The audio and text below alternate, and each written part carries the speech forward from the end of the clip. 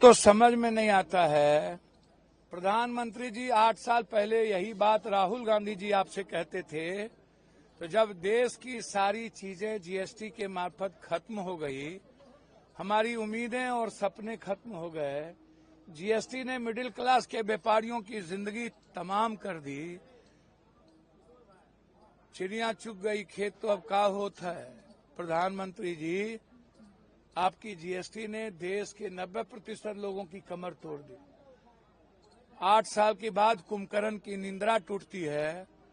आपको जीएसटी का पता भी है प्रधानमंत्री जी? हावड़ा फाफड़ा पर आपने 0 जीएसटी कर दिया और बिहार के तिलकुट पर और मखान पर 5.5 और 18% जीएसटी कर दिया। जीएसटी भी इनकी वोट के आधार से चलती है। जब चुनाव आया तब इन्हें जीएसटी का याद आया और इनकी जुमलाबाजी सब कुछ होती है।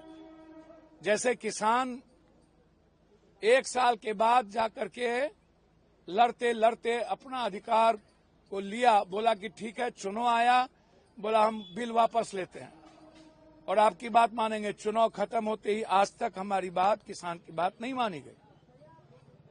तो इनकी हर बात जुमलाबाजी होती है। चुनाव आता है तो ये जनता को ठगते हैं।